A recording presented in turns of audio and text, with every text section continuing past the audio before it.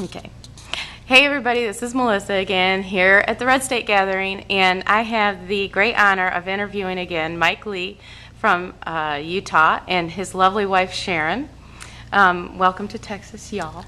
Thank you. I think that might be the third time I've said y'all. I'm from Michigan originally, but anyway.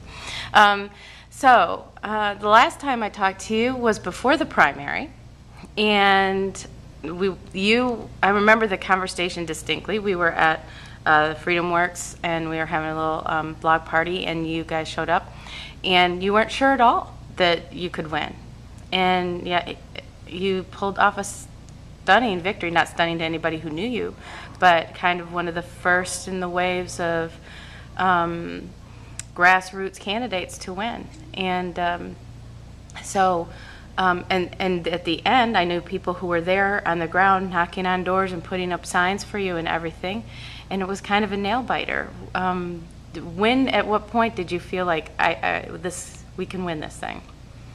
Well, you know, we had some degree of confidence all along, even though we were understandably nervous because everyone told us that we were crazy. We had some degree of confidence all along that it was going to happen. Because when we went out and spoke to groups, sometimes it was groups as small as 20 or 30, other times it was 150 or 200, 300 were probably our largest groups. People resonated, the message resonated with people. It wasn't something that just struck them as another campaign, nor was it something that hit them as just kind of an academic crusade. This was a real message providing real solutions to some very severe problems that we face as a country. And we knew that message was catching on. We knew that no one else in the race had that message and could convey it with the same vigor or enthusiasm. And while our victory surprised a lot of people, it was not terribly surprising to us because we were confident all along. Yeah, I was so thrilled with your victory. I was surprised with Scott Brown's victory was thrown in the middle there. And then, but I have to say, I wasn't surprised by Joe Miller winning, even though it was close. This O'Donnell win is another kind. I wasn't surprised finally with that one. I knew the establishment would be surprised, but I was finally not surprised because I was like, I actually think that she's going to win this. She doesn't need that many primary voters to win, you know? It's Delaware, it's small. So how do you feel about this kind of, revolution might be too strong of a word, but kind of just massive grassroots change, the new engagement of formerly apolitical people? How do you feel about it? I feel great about it. I think we should not be too surprised that it's happening. This is something that has been promised to us as Americans. George Washington, as far as I know, was the first American to make the promise that this sort of thing would happen from time to time. He promised it all the way back in 1787, almost exactly 223 years ago. He made a statement, I believe, shortly after the Constitution was signed, but before it had been ratified by the states, to the effect that from time to time the people would see that their representatives weren't implementing the Constitution the way that they would prefer. That whenever that happened, those representatives could and undoubtedly would be replaced. And I think that's what's happening. You could say that George Washington was the original Tea Party man in that respect. He predicted and promised that this would occur, and it sure is happening right now.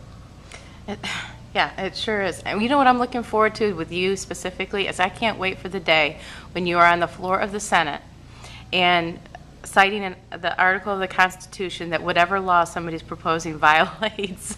I hope for that day. I want it on C-SPAN where I see it in my office and go, yes, finally. Because, you know, it's been so frustrating as a voter to have these different laws be passed and talked about as if it's the right thing to do and we should just keep taking it. It's like nobody even has talked about the Constitution or its importance. It's like it had become irrelevant or something.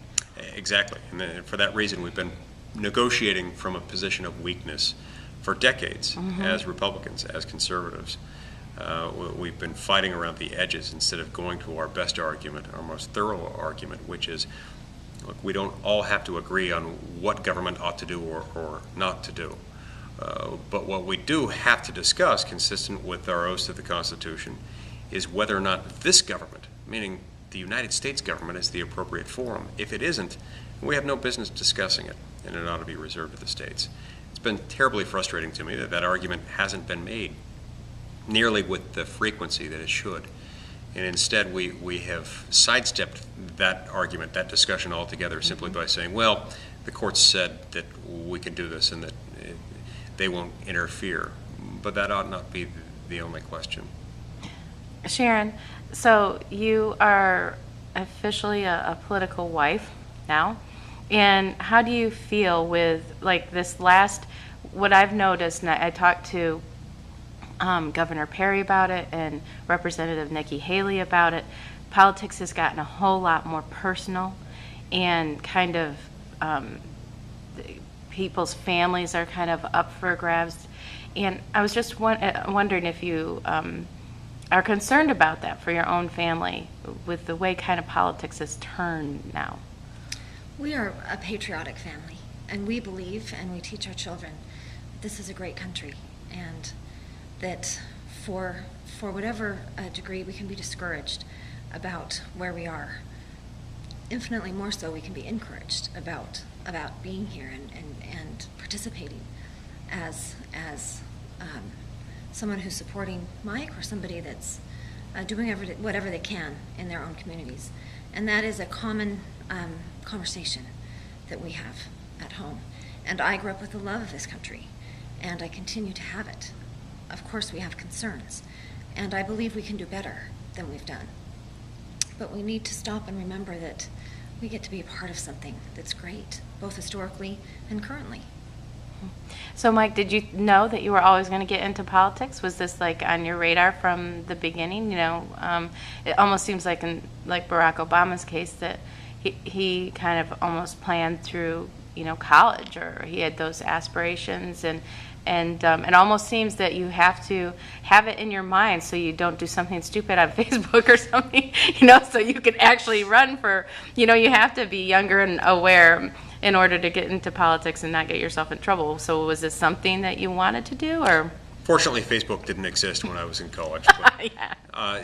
you know, I've always been interested in government, and I think I knew that one way or another I'd like to be involved in the operations of government, and that one possibility would be politics. But in any event, I'm a lawyer, and I knew that I'd at least be involved in government that way. But I certainly didn't anticipate that if I were going to get into politics, that it would happen this soon. But it happened. Well, it's happening for a lot of people. Now, do you have a prediction as far as how many seats do you think that will win in the House and the Senate? Do you have a prediction on that? Do you think this is going to be a huge wave, or?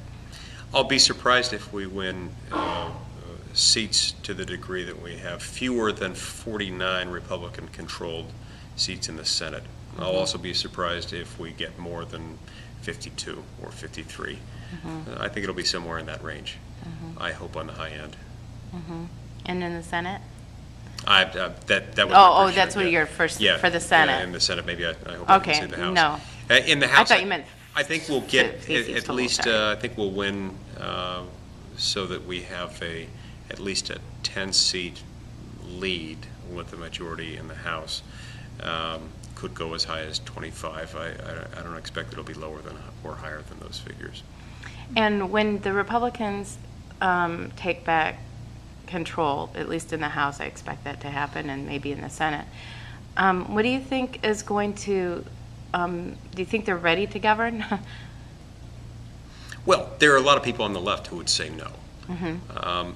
But, of course, what the law says is that whichever party is chosen to govern, whichever set of people is elected, will choose who's ready to govern.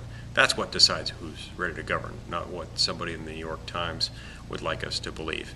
Yeah, they're ready. They've never been more ready. I think they're more ready than they were in 1994. And I think what happens in 2010, regardless of what margins we achieve this year, what happens in 2010 will go down in history as significant, to the point that what happened in 1994 might end up looking like a Sunday picnic compared to what happens this year. Because even if the margins aren't quite as large as they were back then, I see this as more of a true watershed change, one that'll be lasting and deep in its meaning. Yeah. Well, and the people are behind it. Whereas 94, it was kind of top down. And now the people are behind it. And so guys like you who are going into the Senate or going into the House know that they have a lot of support. That's right. You know? And so you can make bold decisions because you know you're not alone.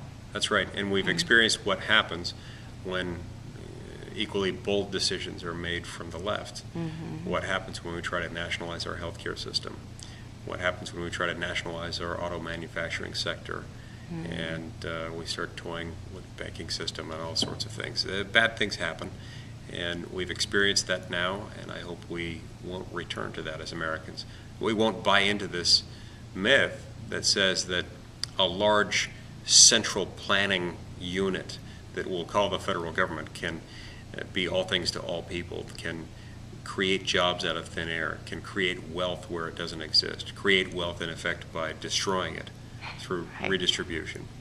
Right. Okay, so one last question. I'm going to ask it, Sharon. So Sharon, tell my readers and watchers and everybody, what's something about Mike that people don't necessarily really know, but that you think is going to be a reason he's going to be a great senator? One of the most common questions that I get is, how do we know that you won't change? And I have known Mike for a long time. We actually met in high school. And he is very much what you see is what you get. Well, that will be welcome news because everybody worries about the people being assimilated by the board in Washington, D.C. So that's great. Well, thank you so much for giving me some time today. I really appreciate it. And everybody's very excited about having you win in November and govern in next year in January and start bringing some sanity back to Washington. So thank you very much. Thank you. It's an honor to be with you.